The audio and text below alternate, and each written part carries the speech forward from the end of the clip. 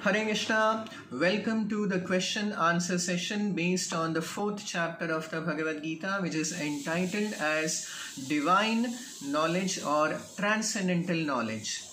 The first question by Shweta Anandji. Namaste Guruji, as you told, we need to approach a right Guru with Divya Jnana. How to identify a Guru who has Divya Jnana? So yes, as stated in Bhagavad Gita 4.34, Tadvidhi pranipatena pariprashnena sevaya upadekshanti te jnanam jnaninas tattvadakshinaha. Krishna has given the instruction that one must approach a spiritual master, a Guru, in order to learn Divya Jnana, but the Guru should be tattvadakshi. We should approach a qualified and a bona fide spiritual master or Guru. So how do we identify a bona fide or qualified Guru? We get help again from Srimad Bhagavatam, Canto 11, Chapter 3, text number 21, where it is stated, Tasmad Gurum Prapadyeta Jignasuhu Shreya Uttamam Shabde Parecha Nishnatam Brahmani Upashamashrayam. Here, three qualifications of a bona fide Guru have been stated. Shabde Parecha Nishnatam. The first qualification is the Guru exactly repeats the message of the revealed scriptures, the Vedas, the Upanishads and the Bhagavad Gita. So he does not manufacture his own path or system. He does not concoct a new path of spirituality. The bona fide Guru exactly repeats. He may do some adjustment according to Desha, Kala and Patra, according to time, place and circumstance, but he is a true torch bearer of the message of the Vedic scriptures. Just like if you go to a medical college to learn medical science, the teacher would exactly repeat what is there in the medical textbook, but because of his experience and realization, when we hear from the experienced teacher, we come to know and understand what is there in the medical textbook. So therefore there is a 3-level test for a Guru. One is Sadhu, Shastra and Guru. So one should accept a Guru according to on the basis of the teachings of the scriptures. The Guru must repeat the same teachings as they are in the scriptures and also what have been given by the great saintly persons and acharyas, the sadhu. The next question by Shri Pradeep Doshi ji. Namaste Guruji, what is the duration of Kali Yuga in the first Kalpa, Shvetavaraha Kalpa of 7th Manu, Vaivasvata Manu? I understand that there are 71 Chaturyugas in each Manvantara represented by a Manu. So exactly yes, there are 71 Chaturyugas in one Manvantara represented by each Manu. Just like the present Manvantara is the 7th Manvantara and it is called as the Vaivasvata Manvantara. The first Manvantara is known as Swayambhuva Manvantara and the second one Swayambhuva Swarochisha Uttama Tamasa Raivata Chakshusha and the present 7th one is called Vaivasvata Manvantara. Each Manvantara has 71 Chaturyugas. What is the duration of Kali Yuga in the first Kalpa? Actually, a Kalpa is defined just like the present Kalpa known as Shvetavaraha Kalpa. The Kalpa is the bigger duration of time than a Manvantara. So a Kalpa consists of 14 Manvantaras and each Manvantara contains 71 Mahayugas or Chaturyugas of Krita Yuga or Sakti Yuga, Treta Yuga, Dwapara Yuga and the fourth one, the present one is called Kali Yuga. Every Kali Yuga is fixed in its duration It may be the first kalpa or the next kalpa or first manvantara or the seventh manvantara. The duration of Kali Yuga is 4,32,000 years. The next part of the question is, also I want to know if Lord Rama lived in Treta Yuga of the current Chatur Yuga, wherein Lord Krishna lived during Dwapar Yuga, as some theorists point to some other Chatur Yuga. So now Lord Sri Ramachandra appeared as per the Vedic scriptures. So we don't go by any so-called theorists who actually have absolutely no true knowledge. We always consult the authority of the Vedic scriptures. And it is very clearly stated in the Vayu Purana, chapter 70, text number 47 and 48, that Treta Yuge Chaturvimshe Ravanaha Tapasakshayat Ramam Dasharathim Prapya Saganaha Kshayamiyavan. That Rama, the Supreme Lord Rama, appeared in the Chaturvimshe Treta Yuge. He appeared in the 24th Treta Yuga of the 7th Manvantara. Each Manvantara contains 71 Mahayugas, and Lord Rama appeared in the 24th Mahayuga, the 24th Treta Yuga, whereas Lord Krishna appeared in the present Chatur Yuga, which is the 28th one. So Rama appeared in 24th and Sri Krishna appeared in the 28th. By Vedic calculation, Rama appeared about 1 crore 80 lakh years earlier. So this is also confirmed in the Matsya Purana as well, in chapter 47, text number 240, where it is stated that Lord Sri Rama appeared in the 24th Treta Yuga. This is also confirmed in Laghu Bhagavatamrita, text number 78, where it is said, Kausalyayam Dasharathan Navadurva Daladyutihi Tretayam Avirabhavat Chaturvimshe Chaturyuge, that Lord Rama appeared in the Chaturvimsha or the 24th Chaturyuga, whereas Krishna appeared in the current 28th Chaturyuga of the 7th Manvantara in Shveta Varaha Kalpa. The next question is also by the next question is by Ramesh Ji. Pranam Guruji. In today's discussion, you mentioned that the original version of Bhagavad Gita was given much earlier by the Supreme Lord, and over a period of time, the spirit of the eternal Bhagavad Gita was lost. So question is, what was lost when compared to the original version of the Bhagavad Gita? So this is stated in chapter 4, text number 2, Evam parampara praptam imam rajakshayo viduhu sakale neha mahata yogo nashtaha parantapa. So Krishna declares that the original message of the Bhagavad Gita, yogo nashtaha, was lost. Now what was lost is not clearly or exactly stated in the Bhagavad Gita, but in the next verse, in 4.3, Krishna says, Sa eva ayam, the exactly same knowledge is being repeated by me. Sa eva ayam maya tedya yogaha proktaha puratanaha. The same puratana knowledge, the eternal knowledge of the Bhagavad Gita, is now being repeated by me. So whatever was lost is again gained, or we have access to the entirety of the message of the Bhagavad Gita as is currently there. So the next question, also by Sri Ramesh Ji. Also you had mentioned about absolute truth.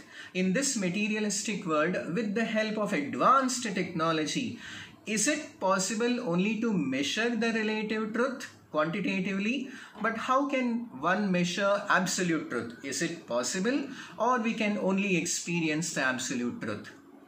So in our advanced modern world, we may be very proud of all our scientific technological advancement, and sometimes we may even think that we know everything. We know everything, at least about the relative truth.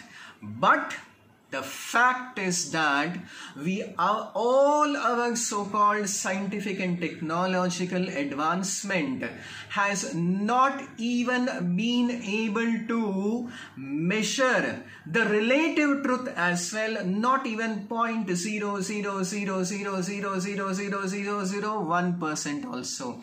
To give you things in perspective, as per the astronomers, the closest star to the Earth apart from the Sun is called Proxima Centauri, which is regarded to be, which has been measured by the astronomers to be 4.5 light years away.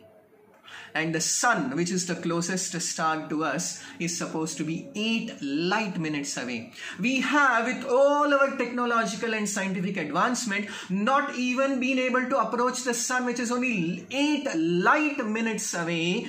What to speak of the next, the second closest star, which is Proxima Centauri, which is 4.5 light years away. How tiny and insignificant we are, and all our so-called, we may be very proud of our advancement, but actually we are not even like a small tiny stone island in the midst of the vast ocean of the unknown and the unexplored.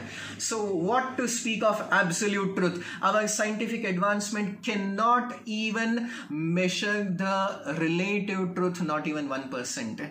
So absolute truth, Paramasatya, is also defined as Avan Manasa Gocharaha, beyond the purview of our tiny, limited senses and the mind. In the Brahma Samhita it is stated, Panthastu koti shatavatsara sampragamyo vayo rathopi manaso munipungavanam sopyasti yat prapadasimnya vichintya tattve govindamadi purusham tamaham bhajami. Our Govinda, Shri Krishna, the Supreme Absolute Truth, the Supreme Lord God, is, even if you travel, even if the most advanced scientists travel at the speed of wind or even the mind, which is faster than even the speed of light, Panthastu koti, for millions and crores of years, even then they would not be able to approach the toes of the Supreme Lord Shri Krishna. He will still remain avichintya tattva. He will remain inconceivable to them. So such is the glory of the Supreme Absolute Truth. He cannot be approached by the path. There are two paths. One is the Aroha Pantha and one is the Avaroha Pantha. So by Aroha Pantha, by our effort and endeavor with all our sensual and mental capabilities, we cannot approach the Absolute Truth. Whereas we can very easily realize the Absolute Truth by Avaroha Pantha, by the descending process of surrender, sharanagati and prapatti. It's just like, to give you a simple example, if an ordinary person wants to meet the king or the prime minister of the country, it's a very difficult thing. But if the prime minister decides to see you, it's very easy for him. So likewise, the Supreme Absolute Truth is very difficult to be approached by our limited capabilities. But if the Absolute Truth decides to see us, it's very easy for him. So how do we convince the Absolute Truth to see us? It is by the process of Sharanagati and Bhakti. If the Absolute Truth is pleased, then he can reveal himself to us. The next question, Guruji, you explained that the laws of karma don't apply to Lord Krishna, but Lord Krishna was killed by a hunter. How did that happen? So this is a question by, okay, the name is not there. So we need to understand anything about Lord Krishna with the light of the scriptures and with the help of the great acharyas. So again, when people say that Lord Krishna was killed by a hunter, where do you get that information from? So it is actually from the Srimad Bhagavatam, Canto 11, chapter number 30 and 31, the disappearance of Krishna. Anyway, it's a very elaborate description, but the basic principle, which is very emphatically explained even in the 31st chapter of the 11th canto of Srimad Bhagavatam, where this particular pastime of the disappearance of the Lord has been explained, is that again the Supreme Lord Krishna is never subjected to death. So he comes in his self-same divine Satchidananda Vigraha and again returns back to his eternal supreme abode in his eternal divine form. So it's completely false that Krishna was killed by a hunter. Krishna can never be killed. He never takes birth.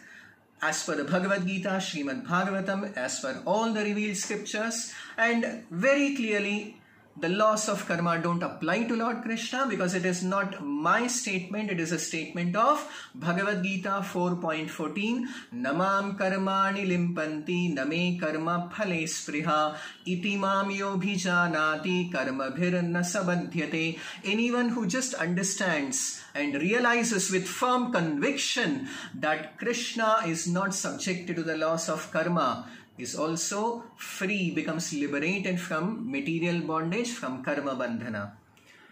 Next question, you had also explained that anyone who has understood this aspect also gets liberated from bondage of karma. Could you elaborate, as it's difficult to visualize that the karmas of all past births get neutralized in no time? So yes, it is not such an easy thing to accept, to understand, to realize the truth about Bhagavat Tattva. One needs the mercy of a great pure devotee. Otherwise, as I had explained yesterday also, but still the same question keeps popping up. Again we think, oh, Krishna also took birth, Krishna also died. So this requires a lot of patient application to the knowledge of God as given in the Bhagavad Gita and Srimad Bhagavatam, under the shelter of a spiritual master, and then gradually the same understanding what is given in the Bhagavad Gita and in the Srimad Bhagavatam would be realized, and then in no time one becomes free from all material bondage. So next question by Sri Bhaskar ji. Does Atma have rebirth? If yes, how could we skip this? Okay. I have already explained earlier in the question and answer session on chapter 2 of the Bhagavad Gita. Yes, there is, the Atma takes rebirth through 84 lakh species of life. Even Sripada Shankaracharya has explained in his Bhaja Govindam Stotra, Punarapi Jananam, Punarapi Maranam, Punarapi Janani Chathare Shayanam, that we are again and again, repeatedly, we take birth, we die, and again enter the womb of another mother, again take birth, again die, again enter the womb of another mother, again. So this is going on and on. Now, how do we skip this? How do we escape this? How do we become free from this cycle of repeated birth and death? The answer is given by Sripada Shankaracharya in the next line, Iha samsare Pahi Murare, that one can be protected, Pahi, from this vicious cycle of birth and death only by Murari, by Sri Krishna. So one should surrender to Murari, Krishna, practice Bhakti Yoga, and definitely one can become free from the cycle of birth and death. The next part of the question by Bhaskar ji, do the Hindu sadhus who sacrificed all things of the society also take rebirth despite the sacrifices? So actually, This is also explained in Bhagavad Gita chapter 3 text number 4, where Krishna says, Na karmanam anarambhat naishkarmyam purushoshnute nacha sanyasana deva siddhim samadhigacchati. Merely by accepting sannyasa, by renouncing everything, nacha sanyasana deva siddhim samadhigacchati. One cannot attain siddhi or liberation. So it is stated many times in the Srimad Bhagavatam, it is a process. Renunciation is, or sannyasa, is the first step, and then one should completely dedicate himself to spiritual practice, especially the path of bhakti, and then one can attain liberation. Sannyasa is a means, not the end. The next question by Sri Narayananji: what is the significance of Janmashtami when Sri Krishna only appears and disappears? So the significance is the appearance. The Lord definitely does not take any material birth. This is also explained very elaborately in Srimad Bhagavatam, Canto 10, chapter number 3, where the so-called birth of Krishna is explained. So, just like when the sun rises in the sky, it is a cause of great jubilation. All the living entities become happy, the birds start chirping, we all start our daily activities. So although we know it's not that just by birth we should be happy, even with the appearance of the sun, just like we become happy, likewise everyone becomes happy. The day on which the Lord appears, comes from the spiritual world to the material world, is the greatest day, the greatest occasion of joy and celebration for this material world. So that is why we celebrate Krishna Janmashtami. The next question by Lalita Ganeshji. Hare Krishna Prabhu, thanks for your answer for yesterday's question, very satisfactory. Today's session was like nectar, thank you very much. Prabhu, today I have a question regarding akarma. You told that our karma can be reversed as akarma or no action and we can be liberated. Now in this life we have already performed so many karmas till date, and now suppose we start performing devotional activity, yajna for akarma, then what about the karma which we have already done? So this is what Krishna has explained many times in the 4th chapter of the Bhagavad Gita. In chapter 4, text number 35, Krishna says, Apicherasi papebhyaha sarve. In text number 36, Krishna says this, Apicherasi papebhyaha sarvebhyaha papakrittamaha sarvam jnana plavenaiva vrijinam santarishyasi. That even if we are considered to be the most sinful and are drowning in the ocean of sinful activities, yet divine knowledge of the soul and of the Supreme Lord is like the most strong boat by which we can be delivered. It is also stated in the Vishnu Purana and in the Padma Purana, Aprarabdha phalam papam kutam bijam phalonmukham kramenaiva praliyeta Vishnu bhakti ratatmanam. That karma has many stages. It is called aprarabdha karma, or kutam, bijam, phalonmukham and prarabdha karma. These are the various stages, how just like how a seed fructifies gradually, so there are various stages of the fructification of our karma bija. But all of them, it is stated that kramenaiva praliyeta, all those karmas not only of this life but all our innumerable past lives, kramenaiva praliyeta, they all are destroyed gradually by Vishnu Bhakti Ratatmanam, those who engage in the devotional service of Lord Shri Krishna. It is also stated in the Brahma Samhita, Karmani nirdahati kintu cha bhakti bhajam govindamadi purusham tamaham bhajami. By devotional service to Govinda, Shri Krishna, Karmani nirdahati, all the karmas are completely vanquished. The next question, we have two more questions. So Major Ravindranji has asked a question. Pranam Prabhuji, an excellent narration. Thank you very much. A clarification please. As per the Lord, I first imparted this knowledge of Bhagavad Gita to Vivaswan, Vivaswan to Manu, and Manu to Ikshvaku. All these kings are from Surya Vamsha, from where Lord Rama came. Earlier in Treta Yuga. Lord Krishna belongs to Chandra Vamsha, being next incarnation after Ramji. How it is possible for Lord Krishna to explain the gospel to previous Yuga kings? So this is what I had explained elaborately, and this is the exact question asked by Arjuna when Krishna stated to Arjuna that I had spoken the same Bhagavad Gita millions of years back to Vivaswan. Arjuna asked the same question, Aparam Bhavato Janma, Krishna, your birth is so recent, and Param Janma Vivasvataha, Vivaswan took birth so long back. Katham etad vijaniyam, how am I to understand? Tvam adau proktavaniti, that you spoke this so long back. And the answer is given by Krishna as because Ajaha, Krishna never takes birth. He is eternal Sat Chit Ananda. At various times he appears. He is always present. Dhamna Svena Sada. Sada means eternally, always, permanently. He is always there. Maya Tita Paravyome, in the spiritual world, and sometimes he comes.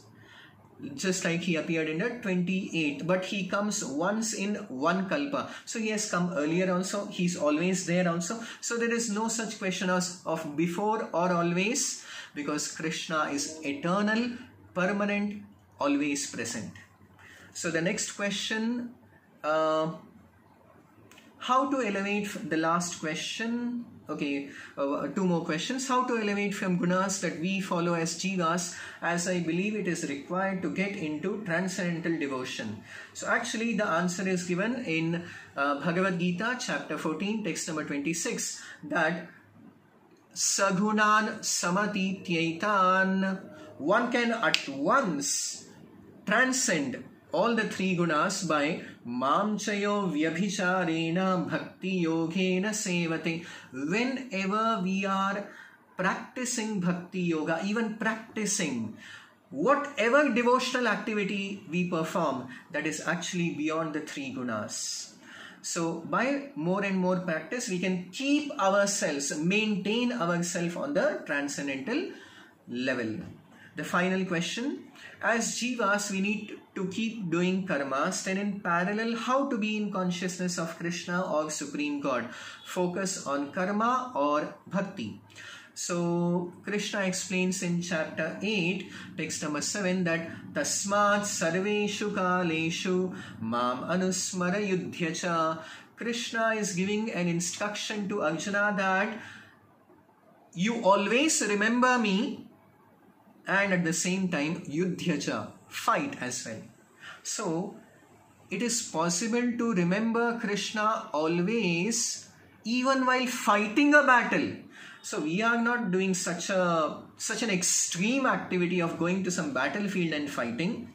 So whatever little works and karmas that we are engaged in, if we practice. So in the next verse also Krishna has stated abhyasa yuktena, that one should practice, and by practice we can follow the principle of hand to work, or we engage in work and mind to God. Just like even a mother, the child may have gone to the school, may not be present at home, she may be cooking, so her hands are cooking, but her mind is thinking of her beloved child. So likewise we can remember the Supreme Lord by the process of bhakti.